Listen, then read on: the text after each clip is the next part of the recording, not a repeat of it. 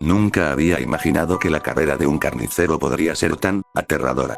Pero en mi caso, ser el mejor carnicero del mercado local escondía secretos que nunca debieron salir a la luz. Mi nombre es Víctor, y lo que voy a relatar es el fin de mi mundo, el principio del caos, y la verdadera naturaleza del terror. Era un hombre sencillo, dedicado al arte de la carnicería, pero no a una carnicería común. Había heredado el negocio de mi padre, un negocio que se había mantenido en la familia durante generaciones. Los clientes venían a mi tienda en busca de la mejor carne de la ciudad, y lo que no sabían era que lo que estaban comprando no era simplemente carne. Era algo mucho más oscuro, mucho más repugnante. Todo comenzó con la enfermedad. Estaba en el borde de la locura, luchando contra demonios internos que nunca había entendido del todo. La enfermedad, que los médicos llamaron psicosis severa, me hizo perder el sentido de la realidad y me sumergió en una oscuridad de la que no podía escapar. No obstante, mi habilidad con el cuchillo y el hacha no solo se mantuvo, sino que se volvió más precisa y meticulosa. Mi carnicería, el corte perfecto, se convirtió en un lugar famoso por la calidad de su carne. La gente hacía largas colas para obtener los cortes especiales que ofrecía. Lo que ellos no sabían era que el secreto detrás de mi éxito no eran los métodos de preparación, sino la calidad inigualable de la carne que vendía. El proceso era sistemático, casi ritualístico. No mataba animales como otros carniceros. Mi mente enferma me llevó a un punto donde empecé a ver a las personas no como seres humanos, sino como piezas de carne preparadas. Mis víctimas eran seleccionadas cuidadosamente. Individuos solitarios, personas que se perdían en las sombras de la ciudad, aquellos que no tenían familiares preocupados por su ausencia. Una vez que elegía una víctima, el ritual comenzaba. Las primeras fases eran las más importantes. Preparar el cuerpo, eliminar cualquier signo de identidad, asegurar que cada parte estuviera perfectamente conservada para el consumo. La carnicería se llenaba de gritos ahogados, de la música macabra del cuchillo cortando carne. Cada parte del cuerpo se trataba con una precisión que aseguraba su calidad en el mercado. La carne era procesada con extremo cuidado.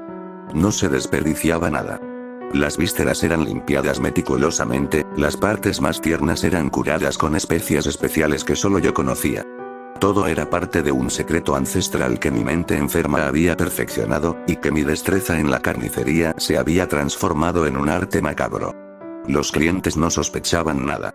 Ellos se deleitaban con la exquisita calidad de la carne que compraban. Los comentarios elogiosos fluían y el negocio prosperaba. Pero las noches en la carnicería eran diferentes. En esas noches, mientras limpiaba los utensilios y me preparaba para el siguiente día, mi mente regresaba a los horribles recuerdos de los actos que había cometido. El placer que sentía al ver el resultado de mi trabajo estaba acompañado de una desesperación interna que me atormentaba. Un día, mientras limpiaba una de las habitaciones traseras de la tienda, encontré algo que nunca había buscado, pero que cambiaría todo.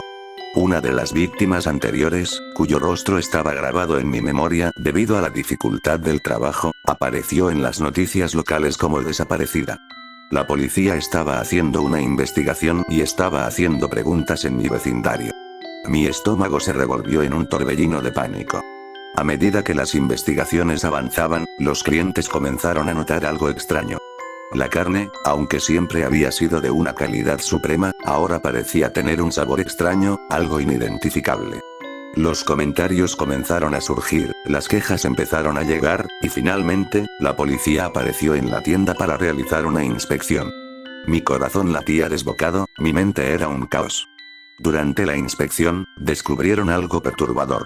Un rincón de mi almacén, que había sido cuidadosamente escondido y bloqueado, contenía partes de cuerpos humanos en un estado avanzado de descomposición.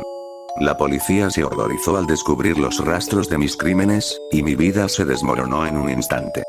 La verdad salió a la luz, y las pruebas fueron irrefutables. Fue entonces cuando el horror verdaderamente comenzó.